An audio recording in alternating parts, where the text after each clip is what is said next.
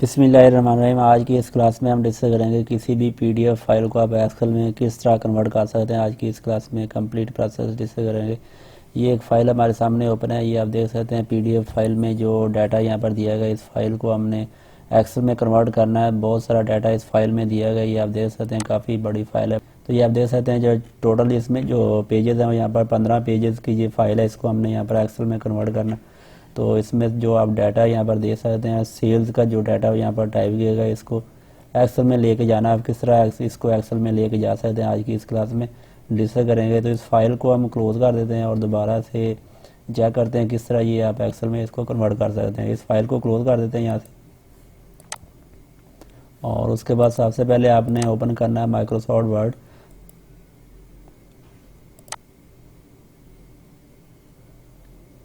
Blank document के ऊपर click करेंगे और उसके बाद फाइल मेन्यू में जाएंगे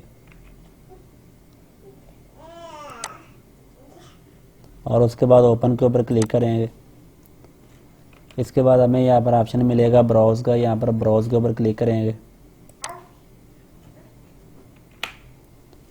अब जो फाइल आपने कन्वर्ट करनी है वो फाइल हम यहाँ पर स्लाइड करेंगे। जो फाइल हमने कन्वर्ट करना चाह रहे हैं वो डेस्कटॉप के ऊपर पड़ी है, यहाँ से हम स्लाइड करेंगे डेस्कटॉप। और उसके बाद ये आप देख सकते हैं जो फाइल हम कन्वर्ट करना चाह रहे हैं सेल्स डाटा, इसको हम स्लाइड करेंगे और इसको ओपन कर देंगे यहाँ से। और यहाँ से एक आपको छोटा सा जो मैसेज यहाँ पर देखने को मिलेगा, Word will now convert your PDF file to an editable Word document. तो इसको हम ओके कर देंगे। ये बड़ी फाइल है, यहाँ पर कुछ देर में ये जो डाटा यहाँ पर वर्ड में कन्वर्ट हो जाएगा। ये आप देख सकते हैं जो पीडीएफ फाइल जो हमने ओपन की थी यहाँ पर एमएस वर्ड में ओपन हो चुकी है।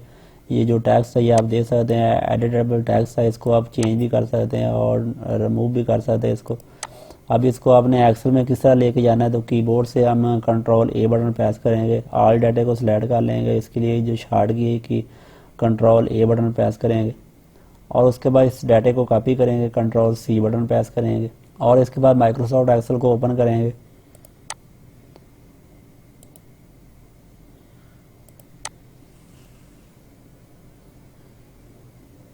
ब्लैंक वर्कबुक के ऊपर क्लिक करेंगे। अब जो डाटा हमने कॉपी किया था इसको हम यहाँ पर पेस्ट करेंगे, कंट्रोल वी बटन प्रेस करेंगे। ये आप देख सकते हैं हमारा जो डाटा है एक्सेल में आ चुका है। अब यहाँ पर इसकी कुछ फॉर्मेटिंग करेंगे, जो डाटा यहाँ पर सेट करेंगे किस तरह आप इसको व्यू सेट कर सकते हैं। जो टॉप के ऊपर है रो आ रही है, इसको हम रिमूव करते हैं। रो को सिलेक्ट करेंगे और कीबोर्ड से कंट्रोल माइनस बटन प्रेस करेंगे, जो रो है यहाँ पर रिमूव हो जाएगी। और उसके बाद यहाँ पर आप देख सकते हैं जो कॉलम का जो साइज़ है वो यहाँ पर सेट करेंगे। सबसे पहले डेट वाला कॉलम आ रहा है, ये सही आ रहा है। और उसके बाद जो सेल्स रैप का जो कॉलम है इसको सिलेक्ट करेंगे, इसका साइज़ यहाँ पर बढ़ा देंगे और उसके बाद डबल क्लिक करेंगे। जितनी स्पेस इसको चाहिए होगी यहाँ पर एडजस्ट हो जाएगी ऑटोमेटिक। और उसके बाद प्रोडक्ट का कॉलम है, इसको सिलेक्ट करेंगे, यहाँ तक इसको ड्रैग कर देंगे। जो प्रोडक्ट के नाम है यहाँ पर सीक्वेंस में आ जाएंगे और यहाँ पर जो डबल क्लिक करेंगे इसकी जो रिक्वायरमेंट है कॉलम की जो साइज़ है यहाँ पर एडजस्ट हो जाएगा। यूनिट के ऊपर डबल क्लिक करेंगे, प्राइस के ऊपर डबल क्लिक करेंगे यहाँ पर और उसके बाद टोटल सेल को यहाँ पर बढ़ा देंगे और इसके बाद डबल क्लिक करेंगे यहाँ से और उसके बाद सिटी को भी यहाँ पर बढ़ा देंगे और रीजन को भी यहाँ पर बढ़ा देंगे। हमारे जो कॉलम के जो साइज़ है यहाँ पर सेट हो चुके हैं। अब ऑल डाटा को हमने सिलेक्ट करना है। अब इसमें से कुछ खाली रो भी हमें यहाँ पर देखने को मिलेगी। ये इस तरह की जो रो आप कैसे यहाँ पर डिलीट कर सकते हैं ये भी हम आपको बताएंगे। सो सबसे पहले हम इस डाटे को सिलेक्ट कर लेते हैं। तो इस डाटे को सिलेक्ट करने के लिए सबसे पहले जो टॉप के ऊपर जो रो आ रही है इसको सिलेक्ट करेंगे और अब ये आप देख सकते हैं जो स्क्रॉल बटन आ रहा है इसके ऊपर क्लिक करेंगे और कीबोर्ड से आपने शिफ्ट का बटन प्रेस करना है। तो इस स्क्रॉल बटन को हमने यहाँ पर नीचे ले आना है, एंड तक ले आएंगे जहाँ तक हमारा जो डाटा यहाँ पर पड़ा हुआ है, यहाँ तक एंड तक ला देंगे इसको। और उसके बाद सबसे पहले आपने शिफ्ट का बटन प्रेस करना है और उसके बाद जो लास्ट रो है उसके ऊपर क्लिक करेंगे। ये आप देख सकते हैं हमारा जो डाटा है यहाँ पर ऑल डाटा हमारा सिलेक्ट हो चुका है। अब किसी भी रो का जो साइज़ हमने कम करना है तो उस रो को पकड़ेंगे, यहाँ पर उसका जो साइज़ है कम कर देंगे। ये आप देखें हमारी जो तमाम रो का जो साइज़ है यहाँ पर एडजस्ट हो चुका है। अब हम टॉप के ऊपर आने के लिए कीबोर्ड से कंट्रोल होम बटन प्रेस करेंगे, हमारा जो कर्सर है यहाँ पर टॉप के ऊपर आ जाएगा। तो उसके बाद इस डाटे को यहाँ पर टॉप के ऊपर जो हेडिंग आ रही है इसको सिलेक्ट करेंगे और इसका जो साइज़ है यहाँ पर हम बढ़ा देंगे। और उसके बाद यहाँ पर इस ऑल डाटे को सिलेक्ट कर लेंगे, दोबारा फिर इस ऑल डाटे को सिलेक्ट करते हैं और कीबोर्ड से कंट्रोल शिफ्ट डाउन और प्रेस करेंगे। अभी देखें यहाँ पर ये रो आ रही है, जो डाटा यहाँ तक सिलेक्ट कर रहा है इसको दोबारा फिर हम सिलेक्ट कर लेते हैं।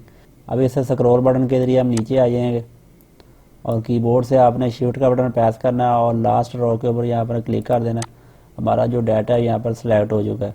तो इसके ऊपर ऑल बॉर्डर अप्लाई करेंगे, यहाँ पर बॉर्डर सेक्शन में जाएंगे और ऑल बॉर्डर के ऊपर क्लिक कर देंगे। हमारा जो डाटा है यहाँ पर टेबल के अंदर कन्वर्ट हो चुका है। तो दोस्तों इसके बाद हम बात करते हैं इसमें जो ब्लैंक रो आ रही है इसको आप कैसे रिमूव कर सकते हैं वन टाइम में। तो इसके लिए सबसे पहले डाटा को सिलेक्ट कर लेंगे, टॉप के ऊपर आ जाएंगे, यहाँ पर इस डाटा को सिलेक्ट करेंगे। अब स्क्रॉल बटन के जरिए नीचे आ जाएंगे एंड तक और कीबोर्ड से शिफ्ट बटन प्रेस करेंगे और इसको यहाँ तक सिलेक्ट कर लेंगे। अब कीबोर्ड से control shift L button press करेंगे फिल्टर अप्लाई करने के लिए। हमारा जो फिल्टर है यहाँ पर अप्लाई हो चुका है। अब किसी भी कॉलम को पकड़ेंगे, यहाँ पर इसको ओपन कर लेते हैं इस फिल्टर को।